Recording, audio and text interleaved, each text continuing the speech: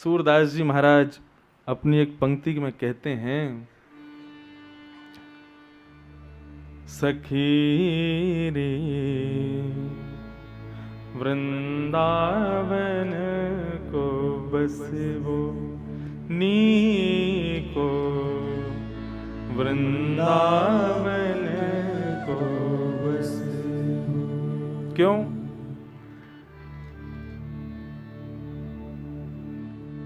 गाय बच्छ चरावत वन में, गाय बच्छ चरावत वन में, गाय बच्छ चरावत वन में, गाय बच्छ चरावत वन में,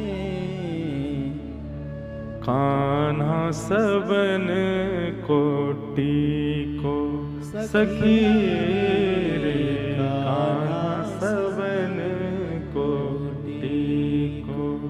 और वृंदावन में होत कुलाहल, वृंदावन गाओ साथ में, होत कुला।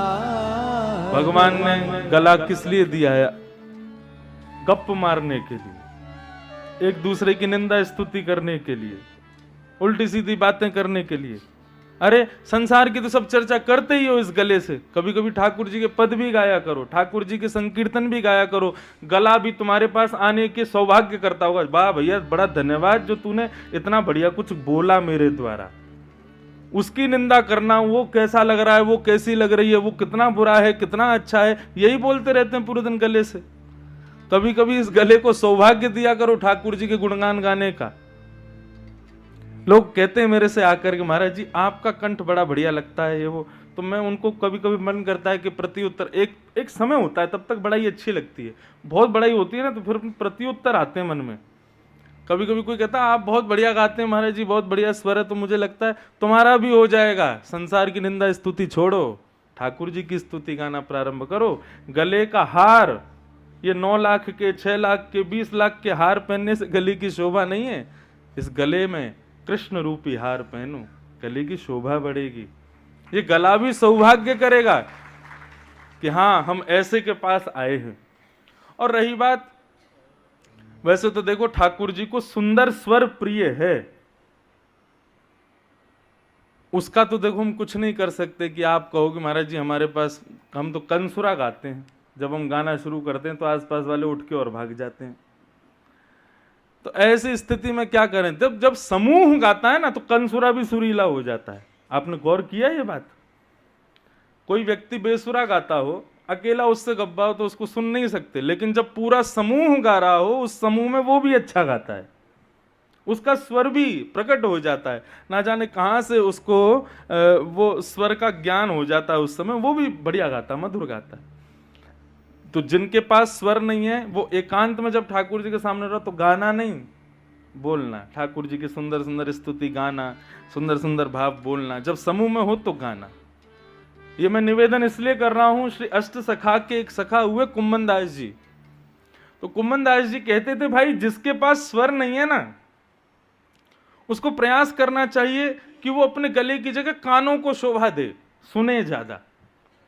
और ठाकुर जी के सन्मुख कुछ कहे तो बोलने के भाव से, गाए ना। अगर स्वर अच्छा नहीं है तो गाए कब? जब समूह गाए, बहुत सारे लोग गावे तभी गावे। तो किसी ने जाकर के कुम्मन दास जी को टोक दिया, बोले कि आप जो है भेद करते हो, ठाकुर जी स्वर थोड़ी सुनते हैं, ठाकुर जी तो अनुराग देखते हैं। मीराबाई ने भी ऐसा ही किया था। एक बार मीराबाई गा रही थी तो कोई कंसुरा गा रहा था, तो एक वहां बहुत बड़ा संगीतज्ञ गा गया, उसने बोर्ड पे लिखा राग में गाओ और उछलने लगा। मीराबाई को दिखाने लगा बार बार, राग में गाओ, राग में गाओ, राग में गाओ। मीराबाई ने लिया कलम और उसका बोर्ड पकड़ के अनु लिख दिया। बोले अब उछलो, बोले अनुराग में गाओ, अनुराग में गाओ, अनुराग में गाओ।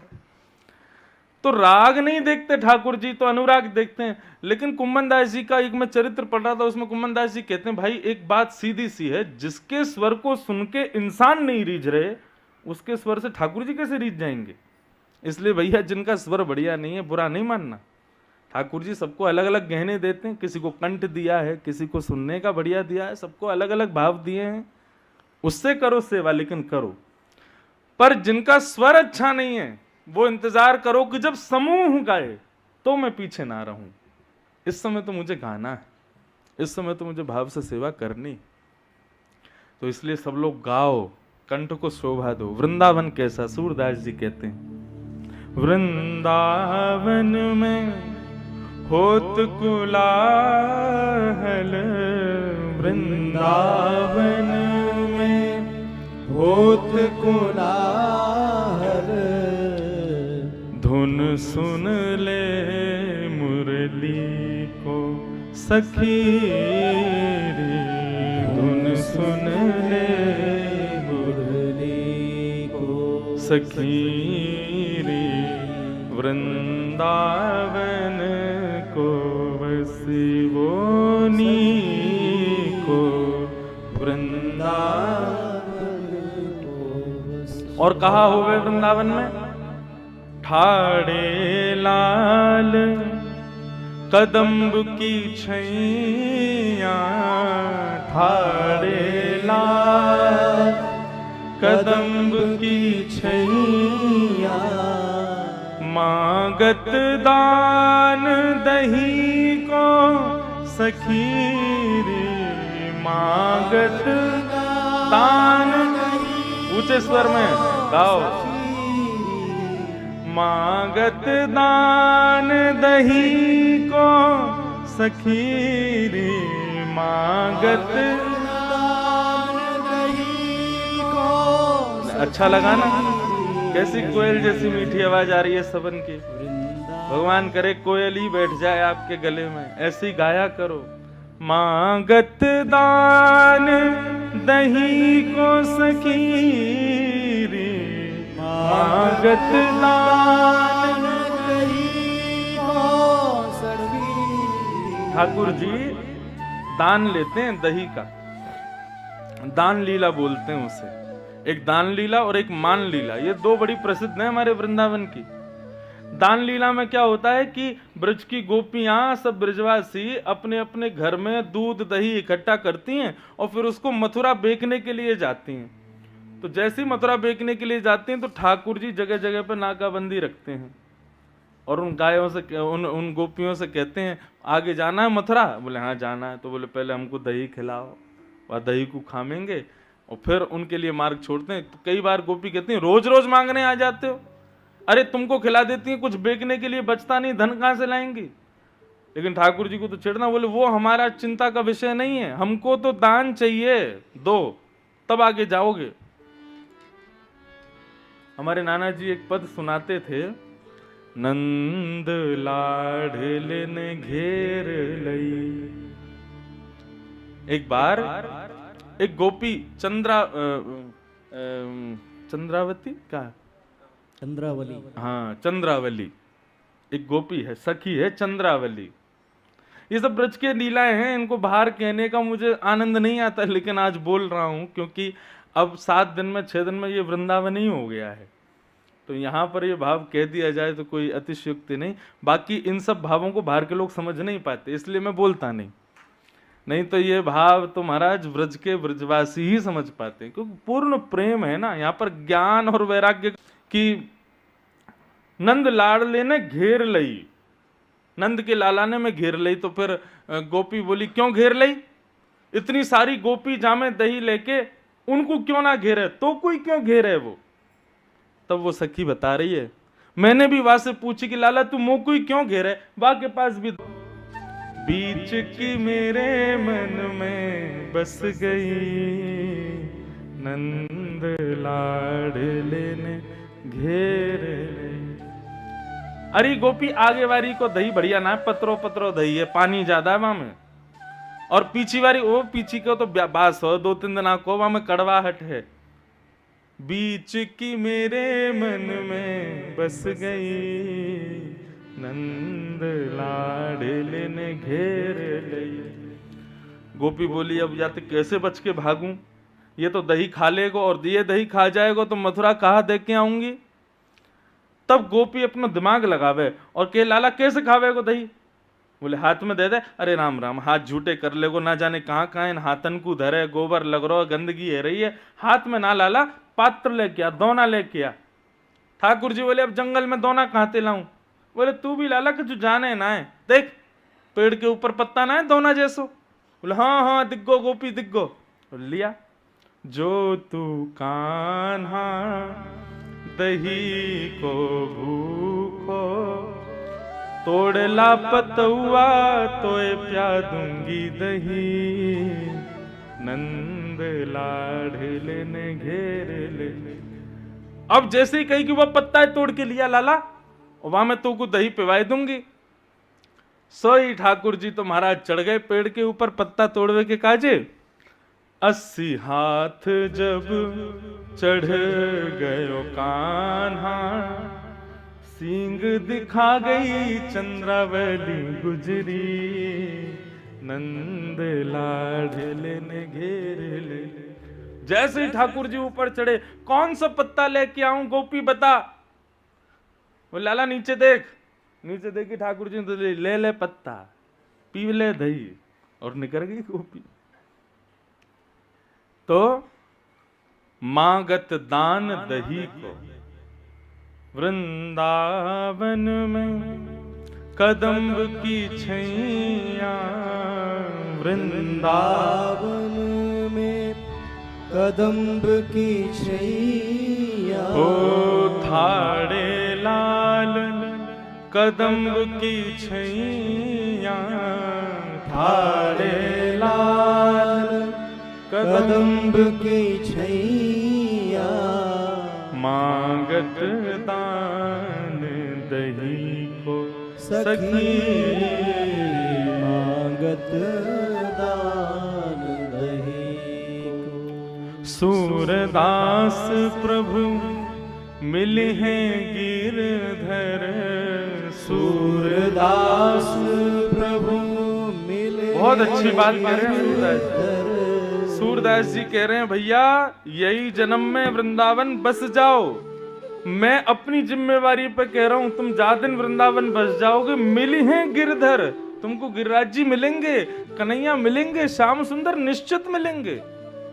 अब आप कहोगे महाराज जी कहां से भागे, भाटापारा छोड़ के जाएं, रायपुर छोड़ के जाएं, कैसे जाएं, ये कौन चलाएगा सब व्यापार? भैया देखो मैं पहले ही कह चुका हूं, तन की उपस्थिति हमारे यहाँ श्रेष्ठ नहीं बताई है, मन की उपस्थिति से श्रेष्ठ बताई है। भले ही आप कथा में बैठे हो, माहेश्वरी भवन में बैठे हो, मैं आपको कथा सुना रहा हूं, तन से तो आप यहाँ बैठे हो, लेकिन मन से क्या पता रायपुर में ही घूम रहे हो, कलकत्ता के रसगुल्ला का ही याद कर रहे हो, दिल्ली का ही स्मरण कर रहे हो, बंबई का ही स्मरण कर रहे हो, तो आपकी तन की उपस्थिति की कोई वैल्यू नहीं है, क्योंकि आप मन से नहीं हो।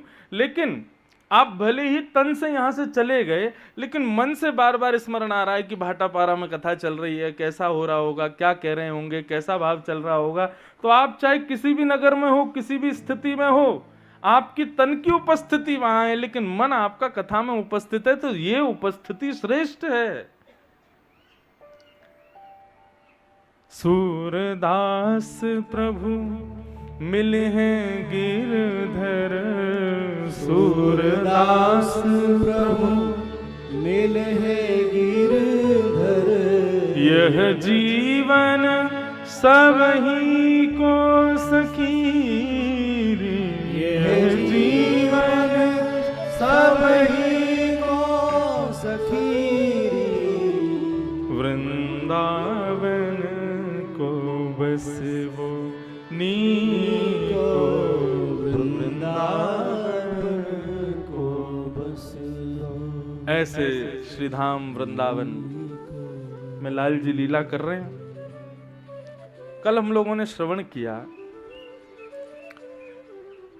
सब ब्रजवासियों को लेकर के ठाकुर जी गोवर्धन गए और श्री गोवर्धन नाथ के सन्मुख जाकर के 56 भोग लगाए, अभिषेक आदि कियो, परिक्रमा करके, और जब 56 भोग पधराए हैं तो 4 भुजा वाले श्री गोवर्धन नाथ प्रकट है गए और प्रकट है करके मांगन लगे, लाओ ब्रजवासियों भोग, लाओ ब्रजवासियों भोग, लाओ ब्रजवासियों भोग। कल भी प्रकट भये हमारे गिरधर लाल और खूब आनंद से उनने 56 भोग अरोगे। अब स्थिति ये हुई बंधुओं कि ब्रजवासी तब अब तक इंद्र की पूजा करते थे, कभी इंद्र को देखा नहीं, लेकिन आज पहली बार गिरिराज जी की पूजा करने गए और पूजा करते ही ठाकुर जी प्रकट हो गए, तो ब्रजवासियों का विश्वास बिल्कुल दृढ़ हो गया। भक्ति में 3 चीज आवश्यक होती हैं, नोट कर लीजिएगा। पहला विश्वास, दूसरा संबंध, तीसरा समर्पण। ये 3 चीज ठाकुर जी के प्रति जब तक विश्वास नहीं होगा ना, तब तक आप उनसे कोई संबंध नहीं बना सकते, और जब तक संबंध नहीं बनाओगे तब तक समर्पण नहीं होगा, और जब तक समर्पण नहीं होगा तब तक पूर्ण वैष्णवी भक्ति आपके जीवन में नहीं आ पाएगी। आप फिर वो वाली भक्ति कर रहे हो, कौन सी, स्वार्थ लाग करहि सब प्रीति। हम लोग ठाकुर जी को क्यों भजते हैं? अपने स्वार्थ सिद्धि के लिए भजते हैं, हमारा ये काम हो जाए, ये काम। ठाकुर जी, आप कभी कभी मन में सोचा करो, क्या भगवान इसी के लिए भगवान है कि वो हमारी कामना पूर्ति करें? क्या वो केवल एक एटीएम मशीन की तरह हैं? कार्ड जाकर के स्वैप करो, कोड डालो, पैसे निकाल लो, मतलब जाकर के थोड़ी सी भक्ति कर लो, माला फेर लो, सिर झुका दो और उसके बदले कृपा ले लो, केवल इतने तक ठाकुर जी को सीमित? तो भाई हमसे बड़ा स्वार्थी कौन? और स्वार्थी व्यक्ति से जब मानव संबंध नहीं रखना चाहता तो ठाकुर जी क्यों रखेंगे? हमें पता चल जाए कि वो व्यक्ति हमसे स्वार्थ से जुड़ा हुआ है, उसका स्वार्थ सिद्ध होता है, उसका कोई प्रेम नहीं है मेरे साथ में, तो कष्ट होता है कि नहीं हृदय को? ठाकुर जी को जब पता चलता है कि ये जो मेरे सामने घंटी हिला रहा है ना, ये आरती घुमा रहा है, इसका केवल स्वार्थ है मेरे प्रति, बहुत कष्ट होता है उनको। फिर हमारा कोई स्वार्थ ना हो, तत्सुखे सुखित्वम, उनके सुख के लिए हम उनकी सेवा कर रहे हैं, और केवल इसलिए कि ताकि ठाकुर जी का एक बार हमको दर्शन हो जाए, बस इसलिए वैष्णवी भक्ति में प्रवेश कर रहे हैं, तो स्वार्थ सिद्धि के लिए नहीं। आज जब श्री गोवर्धन नाथ प्रकट हुए तो वैष्णव ब्रजवासियों का विश्वास दृढ़ हो गया ठाकुर जी से। पहले ठाकुर जी पर विश्वास करो, फिर संबंध बनाओ। कोई भी एक संबंध जरूर स्थापित होना चाहिए ठाकुर जी के साथ। मैंने प्रथम दिन जिनका जिक्र किया था राजनंद गांव में, जिन्होंने कथा कराई, आज आए हैं कथा में, इतने सरल सीचे, बहुत व्यास मंच से मैं प्रशंसा इसलिए कर रहा हूं क्योंकि ठाकुर जी करवा रहे हैं। उन्होंने सर्वस्व ठाकुर जी को माना। क्यों? संतान ठाकुर जी ही हैं, सांसारिक संतान नहीं है उनके घर पे। ठाकुर जी को संतान मान करके अपने संपूर्ण जीवन की कमाई से ऐसा अद्भुत कार्यक्रम राजनंद गांव में कराया, कथा कराई। ठीक वैसे ही ठाकुर जी पर विश्वास करके संबंध रखो। और तीसरी बात, ठाकुर जी के प्रति समर्पित हो जाओ। महाभारत युद्ध से पूर्व अर्जुन और दुर्योधन दोनों द्वारिकापुरी गए और द्वारिकाधीश से जाकर के कहने लगे, भगवान महाभारत युद्ध होने वाला है, आप किस पक्ष में रहेंगे? सब लोग, सब माताएं इधर देखें सावधानी से। तो ठाकुर जी बोले, भाई देखो, एक पक्ष लेना पड़ेगा, 2 पक्ष में तो नहीं रह पाऊंगा मैं, या तो कौरवों की तरफ या पांडवों की तरफ, और रहना मुझे दोनों तरफ है क्योंकि दोनों ही मेरे संबंधी हैं। दुर्योधन पता है भगवान का समधी और लगता है। दुर्योधन की पुत्री ब्याही है भगवान के पुत्र को, बहुत संबंध है। ठाकुर जी के संबंधों में मत पड़ना, नहीं तो सिर घूम जाएगा। अर्जुन से, अकेले अर्जुन से इतने संबंध है भगवान के, कहां तक गिनोगे? तो इसलिए वो चैप्टर ही नहीं छूना है। वो कर्तुम अकर्तुम अन्यथा कर्तुम समर्थ ईश्वर, वो समर्थ, सर्व समर्थवान ईश्वर हैं, वो कुछ भी कर सकते हैं। तो भगवान बोले, एक तरफ मैं रहूंगा और एक तरफ मेरी सेना। अब ये तुम दोनों डिसाइड कर लो आपस में कि मैं किस तरफ रहूं और सेना किस तरफ रहे। लेकिन मैं तो प्रण ले चुका हूं कि मैं शस्त्र नहीं उठाऊंगा। जैसे ही भगवान ने कहा शस्त्र नहीं उठाऊंगा, दुर्योधन तुरंत बोला, तो ठीक है, सेना मेरी तरफ रहेगी, सेना मैं ले जाऊंगा। क्यों? बिना शस्त्र के कृष्ण को लेके क्या फायदा? वहां पे ओम जय जगदीश हरे स्वामी जय आरती तो करनी नहीं है आपकी। युद्ध है महाराज, लड़ना पड़ेगा, और आप शस्त्र नहीं उठाओगे तो इसका मतलब खड़े रहोगे, सुबह दोपहर शाम 3 समय भोजन करोगे, बस रोटी खाओगे वहां बैठ करके। ठाकुर जी बोले, हाँ हम तो यही करने आएंगे भैया। लेकिन अर्जुन शांत बैठा था। भगवान ने अर्जुन से पूछा तुमको कोई दिक्कत तो नहीं है, इसको सेना दे दें? बोले जी भगवान दे दीजिए। बोले फिर सोच लो एक बार, पांडवों की टीम मजबूत नहीं है इतनी, यदि तुमको चाहिए हो तो हम चले जाते हैं कौरवों की तरफ, सेना दे देते हैं तुमको। अर्जुन बोले नहीं नहीं, आप सेना दो इनको, आप अकेले आ जाओ हमारी तरफ। बोले शस्त्र नहीं उठाऊंगा। बोले बिल्कुल मत उठाओ, आप आओ हमारी तरफ। तो दुर्योधन हंसने लगा, बोले पागल है, इनको लेके करेगा क्या? वैसे ही इसका पूरा सैन्य बल कमजोर है हमारे आगे, हमारे यहाँ इतनी बड़ी बड़ी तिमिंगिल मछलियां निगल जाएंगी पांडवों को, और अब तो द्वारिका की सेना और मिल गई, और ये पड़ा चक्कर में इनके बंशी बज गई है वहां पे महाभारत युद्ध में। अर्जुन बोला मैं देख लूंगा क्या करना है, आप जाओ। दुर्योधन सेना लेकर के चला गया। तब भगवान एकांत में अर्जुन से कहते हैं, अर्जुन क्यों नहीं ली सेना तूने? अरे तू लड़ता, बीच में मैं बचाव करके तुझे सेना दिलाता, मैं कह देता भाई इनका सैन्य बल कमजोर है, सेना इनकी तरफ, मैं आ जाता हूं कौरवों की तरफ। तूने क्यों नहीं मांगी सेना? अब मैं आऊंगा तेरी तरफ और शस्त्र भी नहीं उठा पाऊंगा। अगर बाद में उठा भी लेता तो भी चल जाता, लेकिन दुर्योधन निश्चित करके गया कि मैं शस्त्र ना उठाऊं। अब कैसे करेगा? अर्जुन कहता है भगवान से, बोले प्रभु पहली बात तो आपने गलत समझा कि मैं आपसे कुछ मांगने आया था। मैं आपसे कुछ भी मांगने नहीं आया, ना आपकी सेना ना कुछ और एक बात कहूं, मैं आपको भी मांगने नहीं आया हूं, मुझे आप भी नहीं चाहिए। सेना लेगा दुर्योधन, आप भी मत आओ मेरी तरफ। भगवान बोले तो फिर?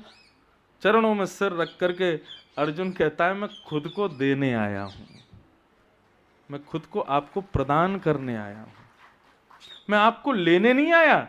मैं अपने हाथ आपके हाथों में पकड़ाने आया हूं कि भगवान महाभारत युद्ध होने वाला है, मेरी सामर्थ्य नहीं है कि मैं क्या करूं, आप मेरा हाथ पकड़ करके करिष्ये वचनम तव, आप जो कहोगे मैं सब करूंगा, बस आप मुझे रखो अपने पास, मैं रखूं आपको, इतनी मेरी सामर्थ्य नहीं है, आप मुझे रखो अपने पास। भगवान इसी को कहते हैं समर्पण। स्वयं को ठाकुर जी के चरणों में दे दिया, आलसी हो जाओ, ठाकुर जी के भरोसे पड़ जाओ।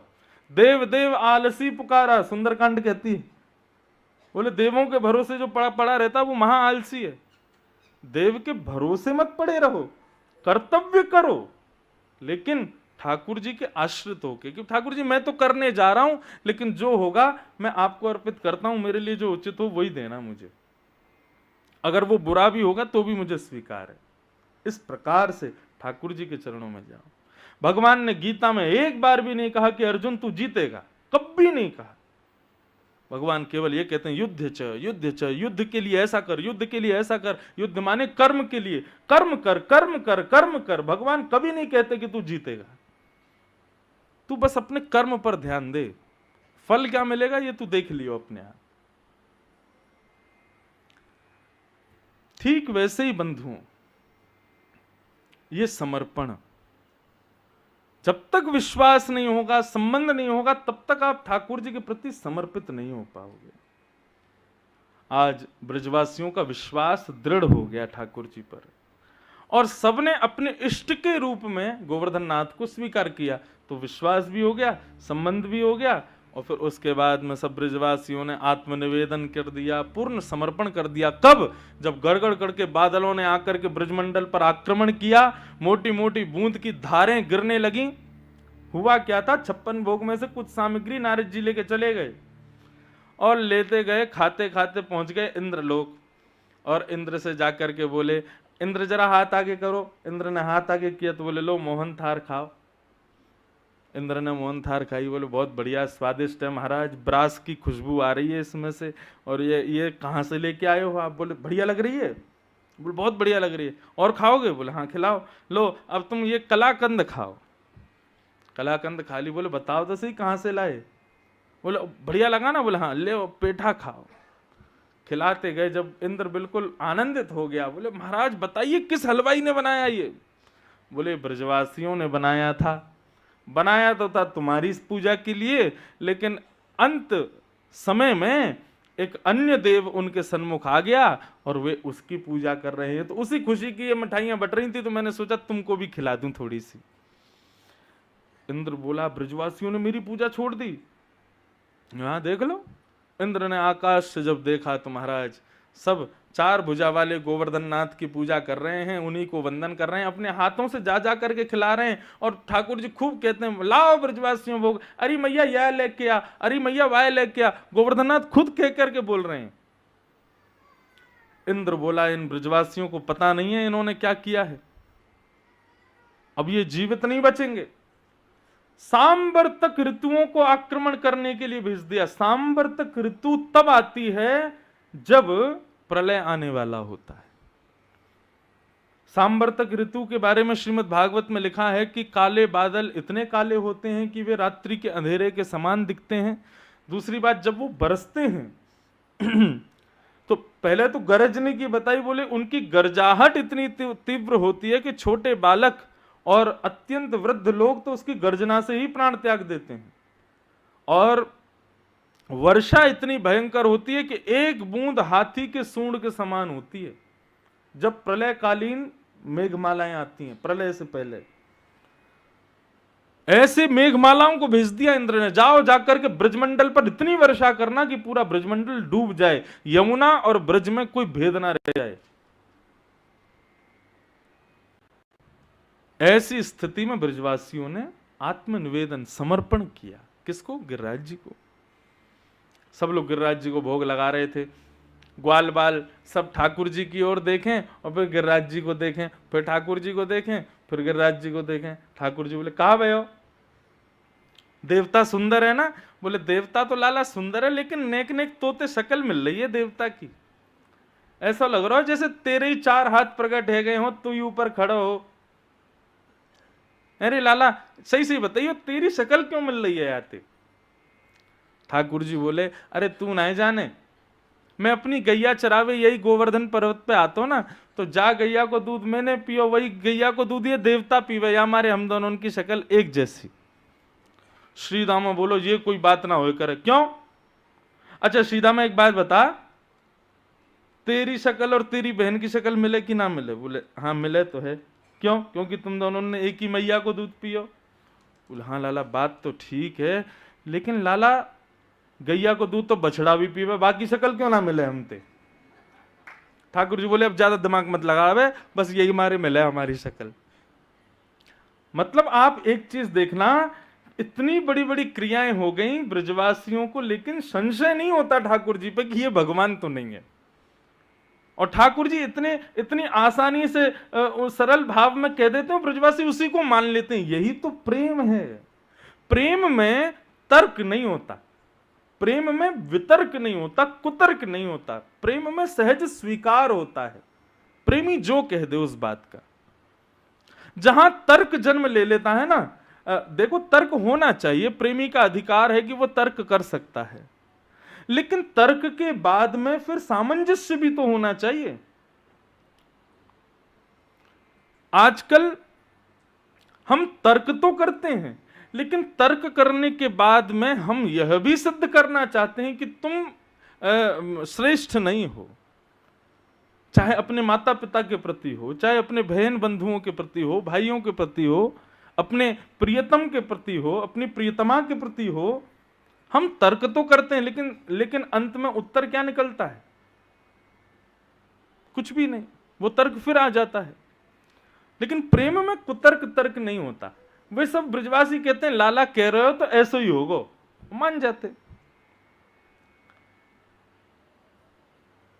इतने में ही काले काले बादलों ने आकर के जब गर्जना करनी शुरू की, सब ब्रजवासी बोले लाला हमें तो पहले ही लग रही इंद्र नाराज हो जाएगा, और अब वही है गए, देख कैसे काली काली मेघमाला आ रही है, लाला रक्षा करनी पड़ेगी अपनी। सब ब्रजवासी इनकी। ठाकुर जी बोले जिनकी शरण में आए हो उन पर पूर्ण विश्वास और पूर्ण समर्पण रखो, वो तुम्हारी रक्षा करेंगे। अपने विश्वास को इतनी आसानी से खंडित मत होने दो ब्रजवासियों। जिनकी शरण में आए हो उनसे प्रार्थना करो। सब ब्रजवासी गोवर्धन नाथ से प्रार्थना करने लगे, हे गोवर्धन नाथ हम आपकी शरण में हैं, हमारी रक्षा करो। जैसे ही मेघमालाएं गिरने लगी, सब ब्रजवासी आंख बंद करके भीगते जा रहे हैं और गोवर्धन नाथ से प्रार्थना करते जा रहे हैं। इतने में ही एक ब्रजवासी बोलो, अरे अरे देखो देखो, जल्दी नेत्र खोल के देखो, कहाँ भयो। और जैसे ही सब ब्रजवासी ने नेत्र खोल करके देखी तो कहाँ पायो, 7 वर्ष के कृष्ण ने 7 कोस लंबे चौड़े गिरिराज पर्वत को अपने बाम हस्त की इकन्नी उंगली पर धारण कर लियो है। और धारण करके त्रिभंग लली है करके ठाकुर जी खड़े हुए हैं। और सब ब्रजवासी से कह रहे हैं, आ जाओ आ जाओ आ जाओ, सब आकर के यहीं खड़े हैं, जाओ। सब ब्रजवासी दौड़ करके गए, चारों तरफ से ठाकुर जी को घेर लिया। सबने अपने अपने बांस बल्ली ऐसे लगा ली और मानो गिरिराज जी के नीचे एक एक एक एक एक परत जैसी बना दी हो बल्लियों की। परंतु सब देख रहे हैं ठाकुर जी की उंगली की तरफ। लाखों ब्रजवासी हैं, पूरा ब्रजमंडल था वहां पे। शेषनाग ने आकर के गिरिराज जी की सीमा में आकर के एक बांध बना लिया। सुदर्शन चक्र गिरिराज पर्वत के ऊपर इतनी द्रुत गति से चल रहा है कि ऊपर से गिरने वाला जल दूर की ओर जा रहा है। अगस्त मुनि आए, आकर के एक कोने में बैठ करके बाहर से आने वाले जल को पीते जा रहे हैं और ठाकुर जी ब्रजवासियों की रक्षा कर रहे हैं।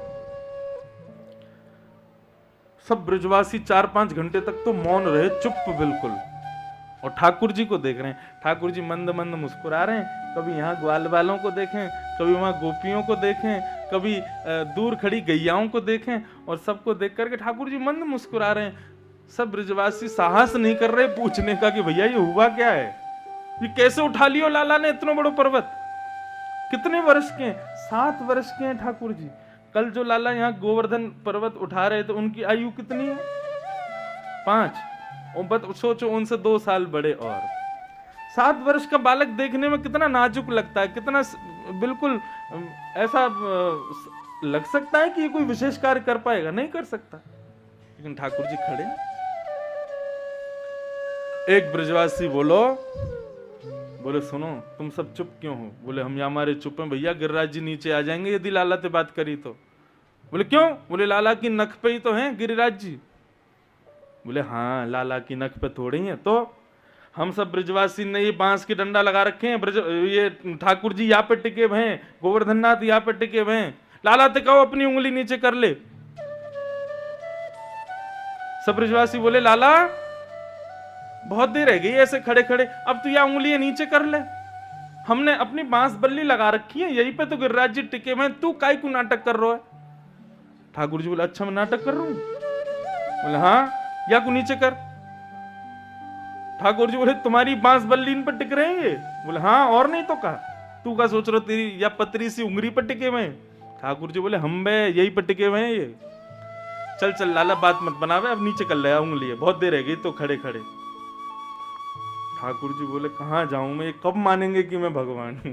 कभी नहीं, कोई कितनी बड़ी लीला कर लूं इनको कभी विश्वास नहीं होता। ठाकुर जी बोले ठीक है तो मैं उंगली नीचे कर रहा हूं, आप लोग संभालो। बोले हाँ हाँ लाला तू कर नीचे। जैसे ठाकुर जी ने अपनी उंगली थोड़ी ढीली की, महाराज पूरा पर्वत हिलने लगा, जोर की आवाजें आने लगी, चट चट चट चट करके सारे बांस बल्लियां टूट गईं। सब बोले अरे लाला संभाल संभाल संभाल। ठाकुर जी ने फिर से उंगली लगाई, सबकी बांस बल्लियां ऊपर से उधर गईं।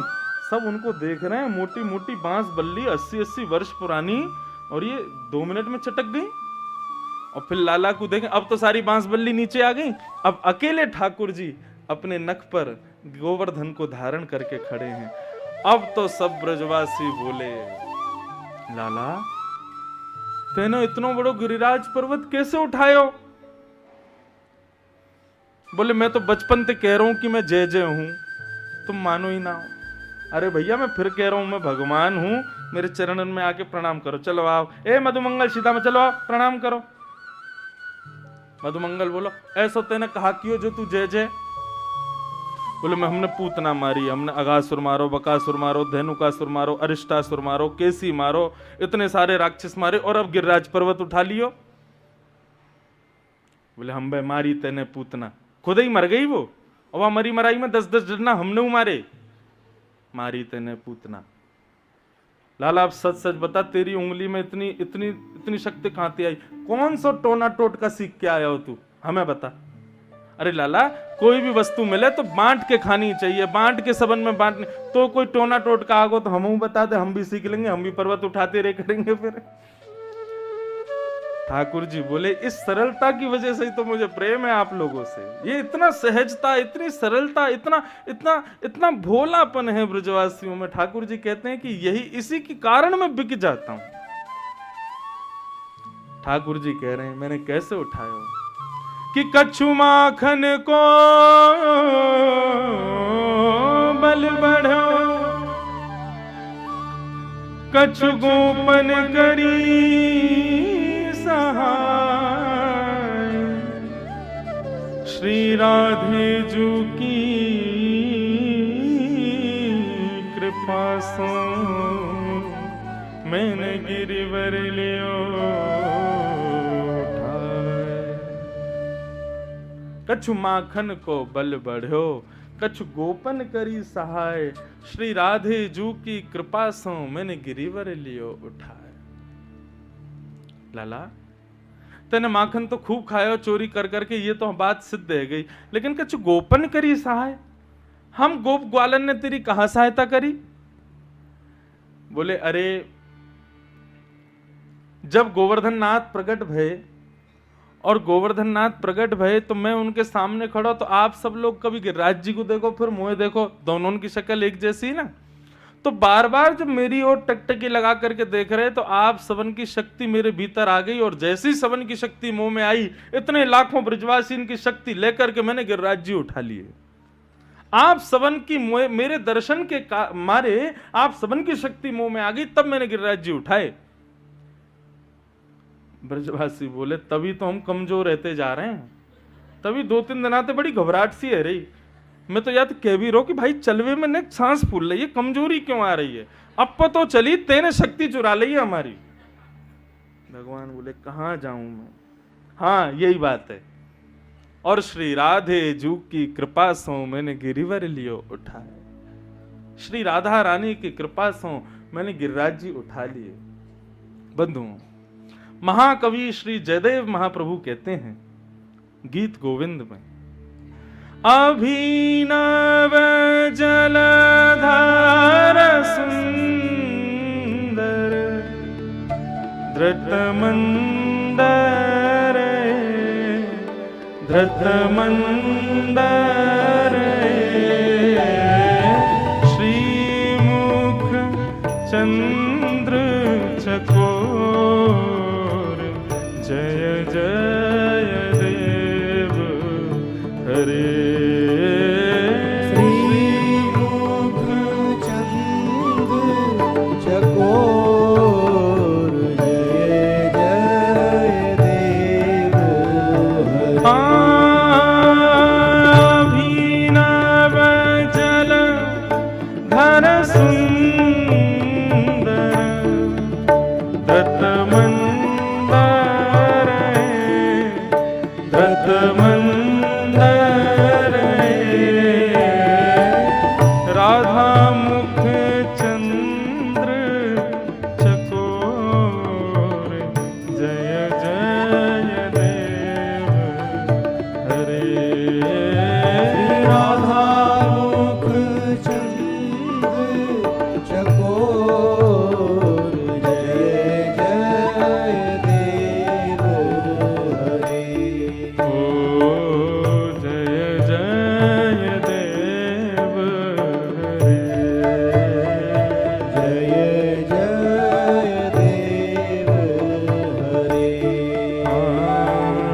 जय जय देव हरे। जय जय देव हरे, आज से 1000 वर्ष पूर्व पृथ्वी पर एक बहुत बड़े कवि हुए बंगाल के, उनका नाम था श्री जयदेव महाप्रभु।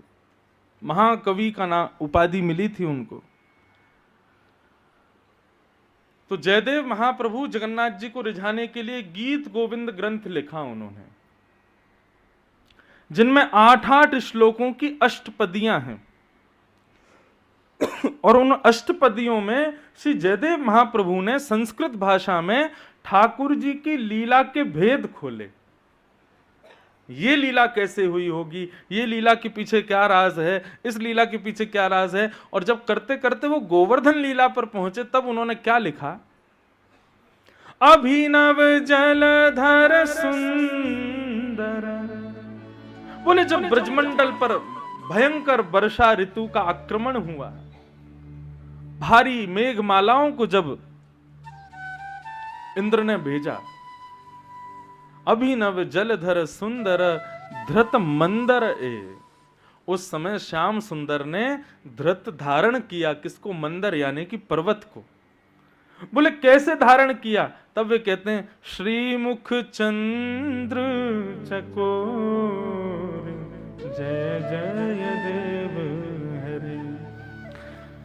श्री जयदेव महाप्रभु कहते हैं, बोले वास्तविकता ये है कि भैया जब श्री गर्गाचार्य जी आए थे तो गर्गाचार्य जी मैया को ये तो बता के नहीं गए कि मैया ये नारायण है, क्योंकि भगवान ने मना कर दिया था, लेकिन गर्गाचार्य जी एक चीज बता के गए थे, क्या, नारायण समो गुणई ही, मैया तुम्हारा जो लाला है ना ये नारायण के समान गुण वाला है, यदि कभी कोई अद्भुत क्रिया करे तो घबराना नहीं, ये कर सकता है, तो ये बहुत बड़े बड़े काम करेगा, एक दिन ये पर्वत भी उठाएगा। मैया को पहले ही बता के गर्गाचार्य जी।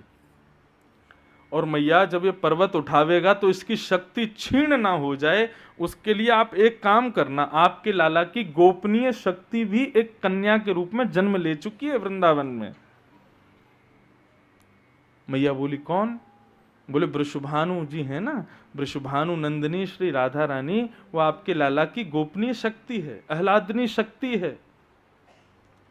जब कभी भी आपको लाला कोई विशेष लीला करेगो, जब कभी भी आपको लाला कोई ऐसा अद्भुत कार्य करे जो मानव नहीं कर सके, वास्तव में मैया आपको इतना ध्यान रखना है कि वृषभानु नंदिनी राधा रानी को लाकर के अपने लाला के सामने खड़ो कर दियो बस।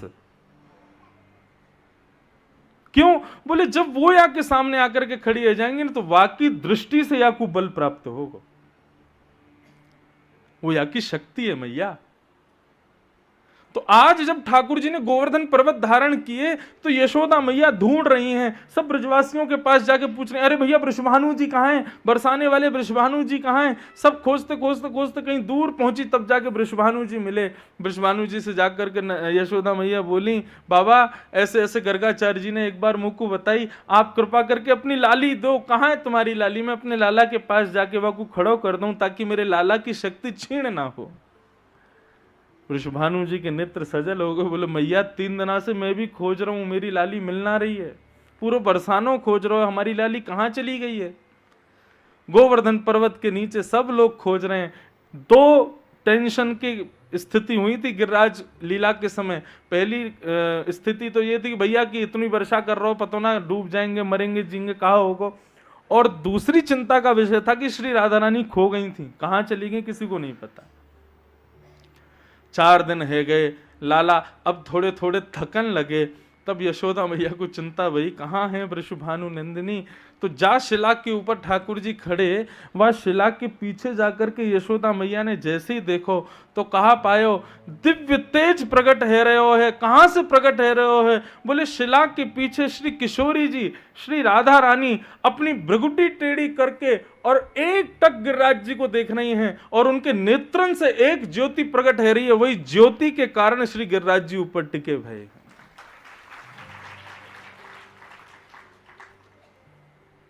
क्या समझ आया, वास्तव में गिरिराज धरण हमारे कन्हैया नहीं है, श्री राधा रानी है। ठाकुर जी तो केवल उंगली लगा के ऐसे नाटक कर रहे हैं, वास्तव में गिरिराज जी तो श्री किशोरी जी ने अपनी भ्रगुटी पर उठा रखे हैं।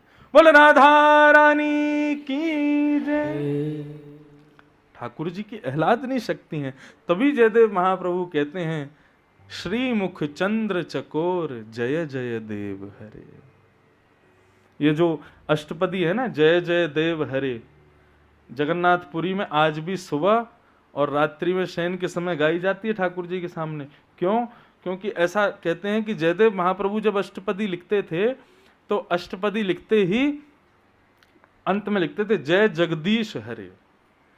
परंतु जब अष्टपदी ये वाली जो हम गा रहे हैं, ये जब गाते हुए आए, श्रुत कमला कुछ मंडल धृत मंदर ए, इसका जब गान करते हुए श्री जयदेव महाप्रभु आए तो आधा पद ही हुआ था कि श्री जगन्नाथ महाप्रभु इतने प्रसन्न हो गए, इतने आनंदित हो गए कि अंतिम भाव जय जगदीश हरे गाने से पहले जगन्नाथ जी गाने लगे जय जय देव हरे।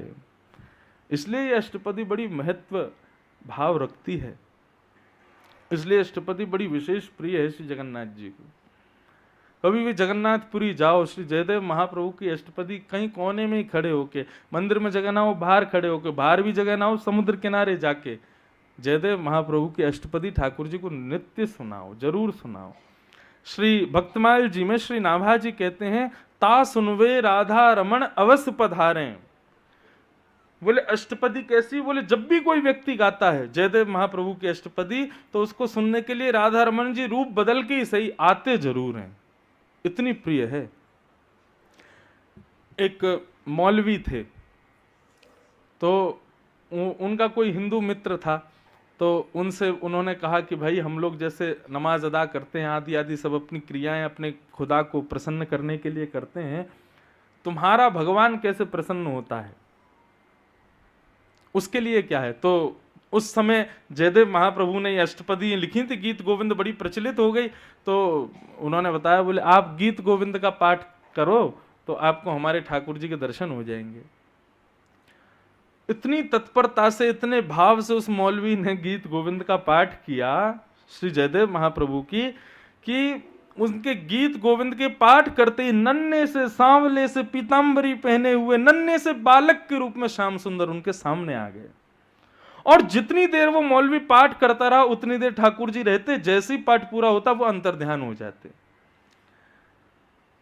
उसने ये बात किसी को नहीं बताई, बोले कि मैंने अपने धर्मावलियों को बता दी तो मेरे को जान से मार देंगे, लेकिन रूप में इतना आसक्त हो गया ठाकुर जी के में कि वो जब जब उसको दर्शन की इच्छा होती, अपने दफ्तर में हो, अपने घर में हो, रात्रि में सो रहा हो, छत पे खड़ा हो, वो गीत गोविंद गाता था और ठाकुर जी उसको दिख जाते थे। कभी वृक्ष पर बैठे हैं, कभी कुछ कर रहे हैं, कभी कुछ लीला कर रहे हैं। उसने ठाकुर जी ने एक बार उससे कहा, भैया तुम कहीं भी कभी भी गाने लग जाते हो, मैं बहुत कार्यों में व्यस्त होता हूं, भागना पड़ता है, अपना एक सीमित समय रखो, तभी गीत गोविंद गाया करो। तो उस मौलवी ने नियम बनाया, वो जब अपने दफ्तर जाता था घोड़े पर बैठ करके, तो घोड़े पर आगे ना बैठ के वो पीछे बैठता था, थोड़ा पीछे होके, और आगे एक आसन लगाता था और तब गीत गोविंद गाता था। तो उसके घोड़े पर आगे राधा रमन जी बैठ जाते थे और उसकी तरफ मुख करके बैठते थे और उसका गीत गोविंद सुनते थे। एक बार अपने दफ्तर जाने में इतना विलंब हो गया उसको कि उसने ठाकुर जी को आसन नहीं दिया, लेकिन वो घोड़े की नाल की आवाज पर ही गीत गोविंद गाता था। तो गीत गोविंद गाना जैसे शुरू किया तो ठाकुर जी प्रकट तो हुए, लेकिन बैठने को आसन नहीं दिया। तो ठाकुर जी बोले कहाँ जाऊं? तो घोड़े के आगे ठाकुर जी उल्टे चलने लगे और चलते चलते गीत गोविंद सुनते हुए चल रहे। इतना प्रेम करते हैं ठाकुर जी गीत गोविंद से।